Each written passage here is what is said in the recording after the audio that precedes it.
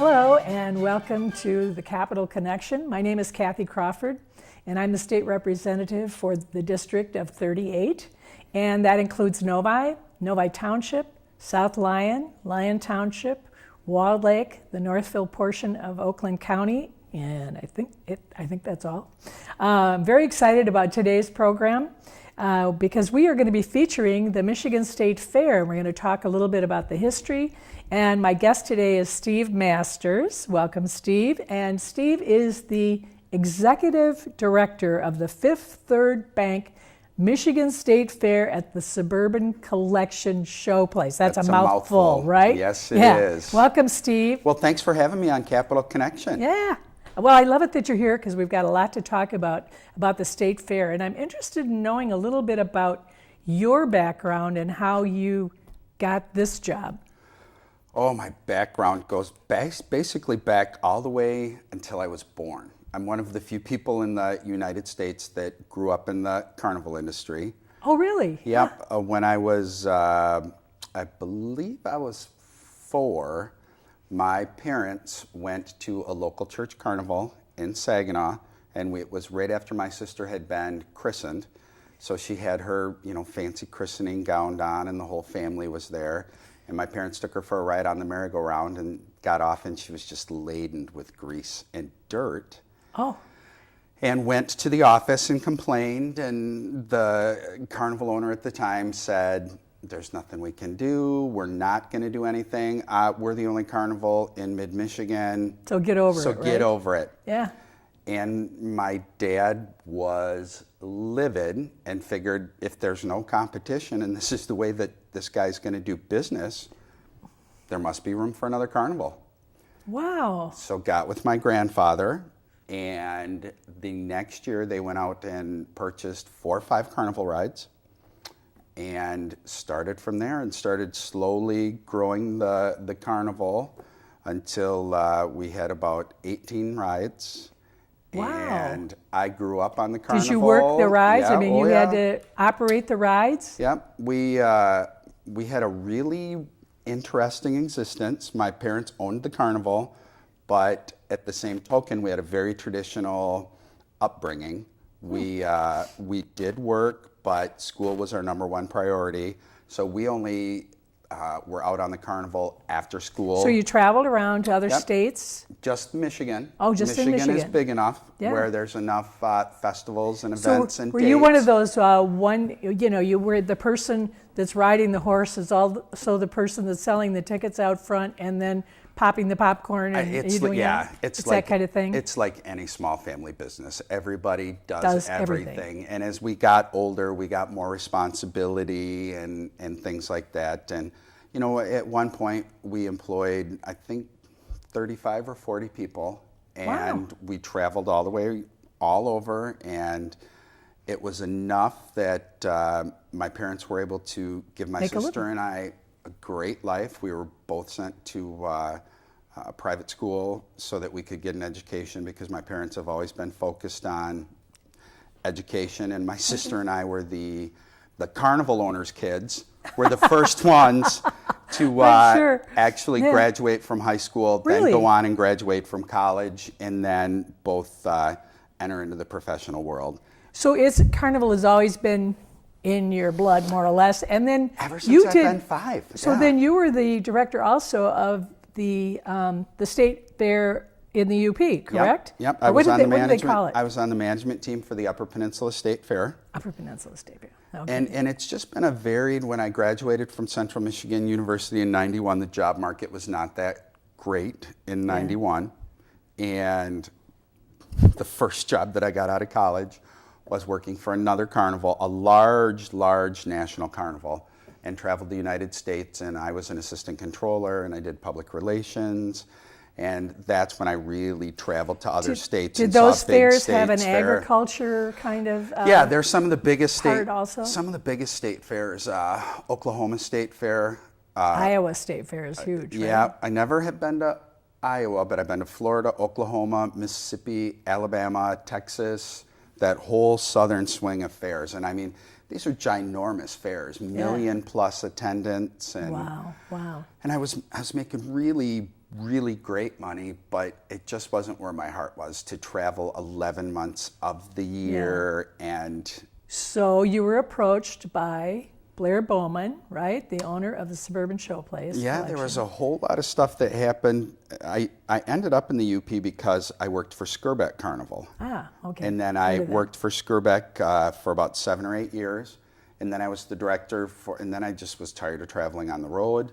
So I applied for the director position of the tourism director for Delta County. So I was the director for the Convention and Visitors Bureau, had the fair background. When the state quit the fair business, when they quit Upper Peninsula and Lower Peninsula, and was that the same time, simultaneously? It was when Governor Granholm said, we can't afford it, we need to divorce ourselves from this money, from these money pits, is what she called it. And we were able to seamlessly transition the Upper Peninsula State Fair. We came down to Lansing, we testified, we got the property transferred, we set up a governmental authority. So I was on the team that did that and managed the state fair. And then at one point in the UP, I was just reporting to a whole lot of boards, and I just had one of those days and said, I'm out of here, right? I just said, you know what? I had just had a terrible, terrible day with like 4 bad meetings back to back, and knew that every month for the rest of my life, I was going to have just an abysmal day. And I just threw my life's too short for that. Yeah, and I threw my sail to the wind, and Blair Bowman got caught up in that, and I ended up driving down for Easter. And had no idea that this was going to happen. Didn't have a suit, didn't have a resume, didn't have a portfolio. I had nothing except I talked with Blair all the way through the Upper Peninsula on 2. And then by the time I got to Gaylord, he said, you need to come in for an interview. You have to. And I said, you know, Mr. Bowman, I don't have a suit. I don't have a portfolio. I said, not only do I not have that, I don't even have a flash drive with anything on it. I'm not carrying my work in a portfolio. And he said, you'll be fine, just put something together. So I got home feverishly, put some stuff together. My mom and dad have all kinds of technology, and put something together. Had the interview and left after Easter to go back up, and had a job offer to contemplate, and here you are. Yeah, resigned from all my boards on the Monday that I got back up there, took everybody by surprise, and here I am working with great people like you and making history as we work to reestablish the tradition of a Michigan State Fair. It's been a wild ride. Yeah, well, almost everybody that's lived in Michigan for any time remembers the Michigan State Fair on 8 Mile and Woodward. Because it was really the oldest state fair in the entire United States, according to documentation, 1847, I believe it was. And everybody has their own memory of the fair. I mean, mine was seeing that big, huge stove. I think it was called a Garlock stove. I believe that it had Garlock, it had the word on it. And I have a picture of my granddaughter and I standing in front of that stove, which unfortunately burned down. It looked like it was metal. It was painted to look like metal, but it actually was wood.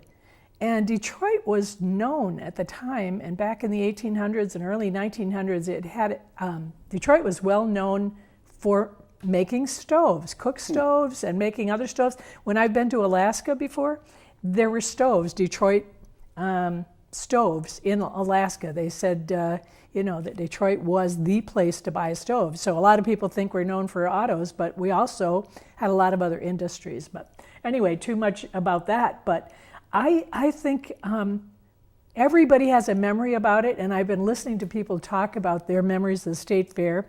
And maybe you could tell us, of all the fairs and all the things you've been involved in, what is one of the things you love the most about a fair? I like the whole concept of a fair because it's educational and it's bringing people together and it's really celebrating community. And a fair is a reflection of whatever community that it's in. When we were in the Upper Peninsula, when I was on the Upper Peninsula management team, we celebrated timber because that was our Sure, most abundant yeah. agricultural product Right, up there. And it's the music, it's the culture. And down here in Novi, it's automotive, it's tech, it's the multicultural Has a aspect different of energy, everything. It's a yeah. totally, completely different energy. And as I look at the demographic, and I walked around the fair last year, I was just amazed by all of the conversations that were being had by the fairgoers with exhibitors about agriculture, about animals and about food, and that was a little bit different for me. And I thought it was very, very cool. I was in charge of baby chickens last year. Yes, you were. That was my volunteer job, was hatching baby chicks. And I grew up on a farm in Novi, and we had chickens, but I don't ever remember seeing one of them actually hatch. So it was kind of, here I am at age 73, Kind of and surreal. growing up on a farm, and it was like, oh my gosh, I never actually saw them hatch. In fact, I wasn't really fond of chickens because they were just mean. I always had to go collect the eggs, in the morning, and they did not want to give me their eggs. So it was kind of a new experience for me. But to watch the kids fascinated as they see the little cracks in the egg and everything, and I'm sure many of the schools hatch ducks, and they hatch other kind of birds and everything, just so that children can experience that. And I think children are fascinated by the fact that your food doesn't come from the grocery store necessarily. There's something else that happens before it gets to the grocery store. A lot of young people probably need to understand what goes into making our food. Oh, I agree. It's such a surreal moment with my goddaughter. We went to the Oakland County Fair. Ah, the 4-H? Yeah, it used to be called the 4-H Fair. Yeah. Took them to the fair, and we were going through all of the barns, and we got to their poultry displays, and they had turkeys there. And, she really loves turkey sandwiches. And you could just see she was looking at me, looking at the turkey, and she's like, why I don't understand. And I was like, Kate, this is where your sandwiches come from. This is a turkey that makes a turkey sandwich. It really makes little kids sometimes feel so sad, well, when she was they find that out. And you could just see her mind spinning and wrapping and going, what? I could just imagine her looking at the turkey in the package and looking at this big white production turkey, wondering how it all fits down in there. So, it's real conversations that we have to have, and some of them are sort of hilarious. Yeah, I'm sure. What I don't think people really understand is how big agriculture is in Michigan. And Michigan is really, in one of the statistics that I saw, it said in 2012, Michigan exported nearly $3.2 billion worth of agriculture to Canada, Mexico, Japan, South Korea, China, and more. And the biggest thing that they exported was soybeans, and soybean and soybean meals were the largest export. So I know all of those crops and everything that are grown here in Michigan, we're one of the biggest producers, and it brings so many jobs. It's over 900,000 jobs last year just in agriculture alone. So and it's a huge we're thing. Right behind California. We're number 2, and we're lucky with the soy. The Soy Producers Group is a sponsor of the fair, and we're very blessed, to have them as a sponsor and to celebrate all of the great things that they do with soy, because soy is just amazing. There's cleaners, there's fuel additives. It's kind of like the miracle bean, Yeah. Well, in the old fair on 8 Mile, I remember there was a building, and it had Michigan products, or it had products in it. And I always thought, these are state-of-the-art, sort of like in the future kind of products. And I know that is something that we're trying to encourage for the new fair, the new, more modern fair that's in Novi. So I want to talk a little bit about some of the things that were from the old fair that we're trying to replicate, such as one of the things that I remember from the old fair was the butter cow. Yes. So tell me, we've got the butter cow now in the new modern state fair, right in Novi, in Michigan. And how did that come about? It's a funny story, actually. the butter cow, when we were cleaning out, when the state quit the fair business, there was an invitation to all of the fairs that you could go to the state fairgrounds and tag the assets. It was fairs first. Oh. And as the other state fair, the Upper Peninsula State Fair, we got to go in and tag a few hours early. And we actually So by tagging, you mean you got to go to this auction or something where you could just get went through the and rights? you just went through and put a tag on Upper Peninsula Oh. State Fair. I mean, we were responsible to move it and if there were any costs involved. But we rescued the butter cow in the UP. So there wasn't actually butter on it, though, right? No. It's a stainless steel artist armature. So we moved it. So I rescued that from the original state fair, brought it up to the UP. Well, we had moved on to celebrate cheese and doing cheese sculptures in the UP. Oh. You know, and the artist called and said, you know, they have this new fair in Novi. Would you consider lending them the armature? The frame, yeah. A lot of people think it's solid butter. It is not solid butter. And so then it came down here. So apparently my fate is entwined with the butter cow. Yeah. And, you know, butter carvers are hard to find. There's not a lot of people I don't even know a butter carver. There are not a lot of people carving butter. So if you're looking for a second career, go into carving butter and cheese. Wow. I never thought about it, but I do know that because I'm on the steering committee for the fair, and I remember the discussion when we talked about getting the butter cow. We talked about, we've got to build a room. Yes, I mean, do. Blair Bowman had to build a room or some kind of a structure that was refrigerated at a very constant temperature with a certain amount of moisture or not moisture. 34 degrees about. So in order to carve the butter, right? Yeah. And you just slap the butter over this frame, correct? You do, and then you keep building it out, and then it takes a lot of patience. Do you know how much time it took for them to build this? It's about a week. Really? Yeah, it's about a week because our artist, John Paul Fitzgerald, really tries to make the cow that we're celebrating, because we switch species every year, you know, anatomically correct to the breed standards. So it's big. I mean, it's a huge thing. It's huge. I saw some people just sitting on a bench staring at it for like a half an hour. And I thought, well, either they really need a lot of rest or they need something else in their life. I just couldn't imagine why anybody would be staring at a butter cow. It's kind of cool to look at 1,000 pounds of butter shaped like a cow. And it's air conditioned in our building too. It is air conditioned, yeah. So things like that, when I looked at all the people that talked about memories from the original state fair, the butter cow is one that was mentioned a lot, along with the stove. And then they also talked about, they said you couldn't possibly have enough room in Novi for the old state fair. You couldn't possibly have enough acreage, because I think the old state fair was it was close to 200 acres, you know, by the time they bought additional land and everything. But I remember everything being really spread out.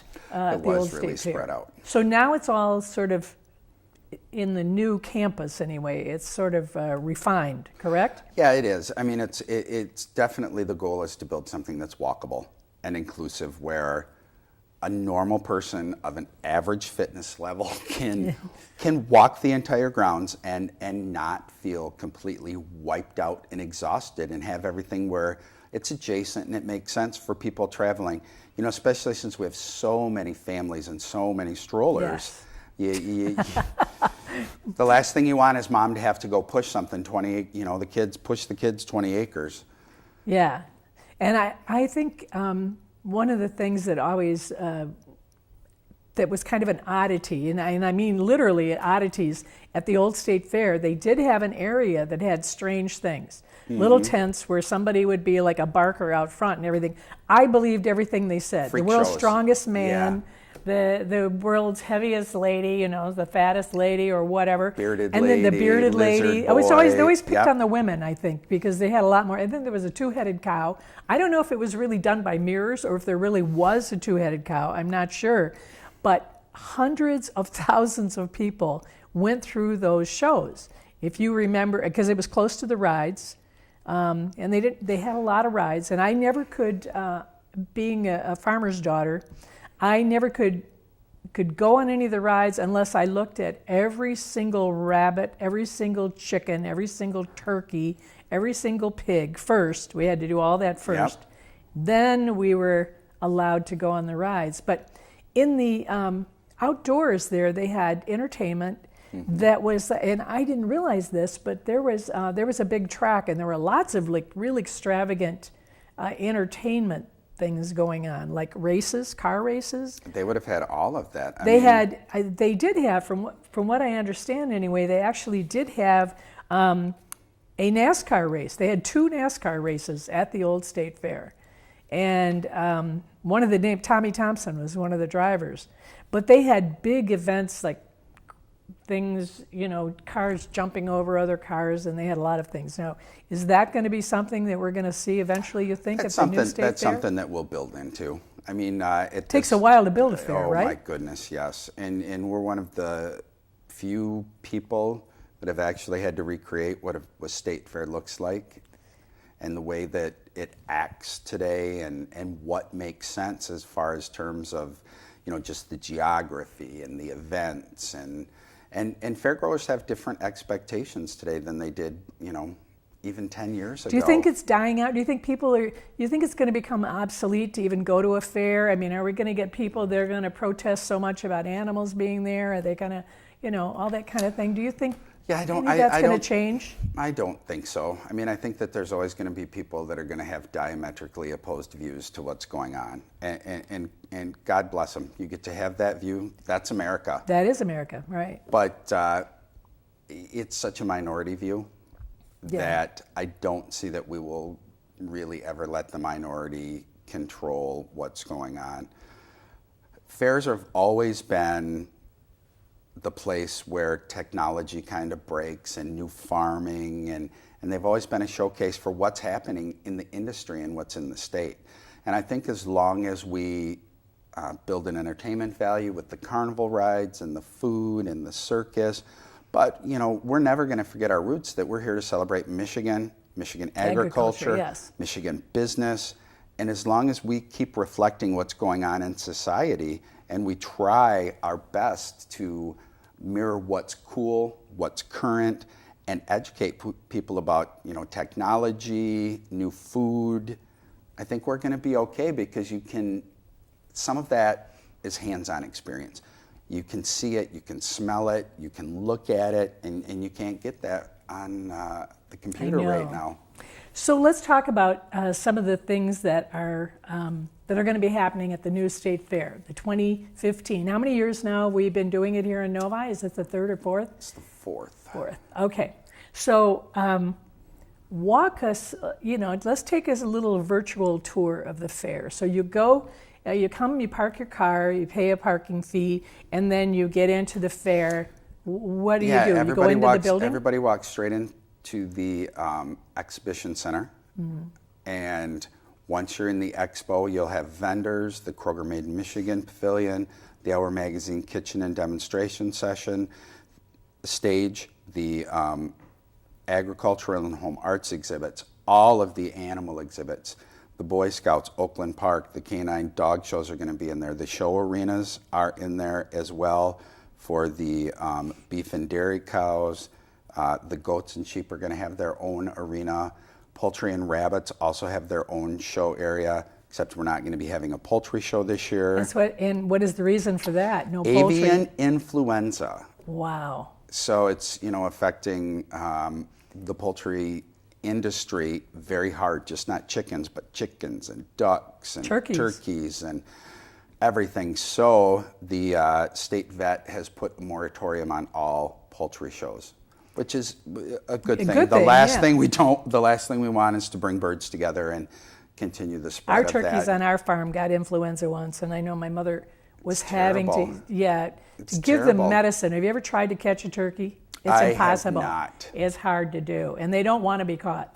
So we're also not going to have baby chicks? no baby chicks for me to hatch Because this no time, baby no. chicks for you to hatch. Well, I know there's lots of other things that are going to be going on at the fair. So we're trying to have a more modern fair, right? I mean, this is not Hybrid going to fair. be, this is not going to be the fair like on 8 Mile. However, it has a lot of features, and maybe it sort of brought those features up to date, correct? I mean, it's, Well, that's what we're trying to do, and we're also trying to bring communities together. You know, this is truly the state fair to celebrate every geographic location. You know, and so we're talking about urban areas, like Well, urban yes, gardening and all those kind absolutely. of things, right? I mean, Because you the can't- world has changed since 1847. Yeah, you can't celebrate Michigan without celebrating all of the various cultures that are in Michigan, without celebrating rural areas, urban areas, extreme rural areas as Yeah. well. You know? Yeah, we don't think of us being that rural anymore, but certainly we And have you know, areas. really having coming from the Upper Peninsula, you know, I really have a different view or perspective on things. Having the benefit to have been to both state fairs and to live in both peninsulas, being raised in the Lower Peninsula and then spending almost 20 years in the Upper Peninsula and then coming back to the Lower Peninsula, you just really have a different, you see things a little bit differently, you know. I'm sure. Like even, you know, here we have elephant ears. What do they have up there? Do they have Same thing. pasties up there? And they have a Yep. pasty wagon, and they have things. I'm sure even the food is different, but I don't know. I mean, maybe It's the same but different. You know, there's regional specialties, pasties, kudahe. what is that? Kudahe. It's sausage Oh, that has, it's really good actually. I'm It's sure it kind of is. like an Italian sausage, but it's fragrant because it's got cinnamon and cardamom in it. oh, And there's a lot of Northern European influences up there and Italian influences. A lot of Swedes, a lot of Finns. because of the mines, Because the of the mining mining. industry. So, are there any other things up there, maybe food items or whatever that they might have done? I know in Iowa, their fair, they have chicken washing contests. I mean, is there something from the UP that you want to have done down here in Novi? I think as long as we continue the path that we're on, because one thing that we really did a great job of in the Upper Peninsula was we really, really celebrated the farm to table movement. And we were Farm to table, explain a little Yes. bit about that. It's actually knowing where the food came from and having the vendors retailing right at the fair, because people in the Upper Peninsula live that way. And, Sure. and it's not because it's trendy, it's not because it's cool. It was a necessity, right? It's just the Yeah. way it Yeah. is. I mean, you know, for the most part, where your food comes from. You know the people that are raising that food, and you know that it's delicious. So you make the special trip out to Garden Peninsula when it's asparagus season, or when the salmon are running. You go out there, or the walleye, or you go to the farm to get the to get your beef or whatever. And the Eggs at a certain yeah, farmer's house, right? eggs right down the road. That is one thing that I would miss. think, and I'll ask you if you agree with this, but I would think here there is more of a problem with people knowing the food to the table. I mean, I don't think they understand Yeah, it. just a lot like of my people. goddaughter and the turkey sandwich Yeah, and the turkey. yeah. You know, No people, clue, right? And that's why the people are so engaged at the fair, and the exhibitors who are exhibiting the cattle, especially, said we had so many people ask us, you know, what is Even this? adults ask. It's primarily the adults that are asking, well, how, you know, I mean, what do you do with these cows or the steers or whatever? And I know we had milking, which I think children really did not understand that their milk came from a cow Yes. that somebody or some machine actually milked. And that was, I know we did have a real cow first year, I think, where the kids could have an opportunity to milk a cow, but then because of liability, it got to be a Yep. problem. So now we have a cow that's a wood cow, right? simulation Simulation of a cow. with udders and With udders that children can milk it, and if they do, they get a free chocolate milk. chocolate milk, which, you know, our cows never gave chocolate milk. I mean, I'm sure they think maybe all cows now give chocolate milk, but It's a special hybrid. No, we're very blessed that we've partnered with Guernsey, and once you milk the cow, you get a coupon, and it's 50 cents to get a milk, and Guernsey's chocolate milk has won numerous awards. Last year, it won the award for the best chocolate milk in the country. Wow, that's a big deal. Yeah. It's 50 cents, and that 50 cents goes toward our scholarship program. Oh, great. So we're lucky to have great partners like that, and to circle back on the agriculture, and I mean, Guernsey Farms is local. It's right here. Yeah, in Novi, actually. And they're going to be celebrating an anniversary this year, 75. too. 75 years in business, selling ice cream, milk, dairy products, correct? And they have very delicious chicken. Oh, yes, they do. Yeah. Very delicious So, chicken. Steve, you and I could go on and on about the history and all about our feelings about agriculture and about the fair, but unfortunately, all good things come to an end. But we're going to have another segment of the show, or our next segment of the show. We'll be talking about the fair here in Novi, 2015. What are all the pieces and the parts, and a little bit about the sponsors and some of the special events that are going to be taking place. So I hope you will all stay tuned to our next segment of the show, so that you'll find out what the fair is going to be about, and hopefully that will encourage you to come out to the fair over Labor Day weekend to see all of the special exhibits and enjoy. It's a great family event, no doubt about it. So please join us for the next segment. Thank you.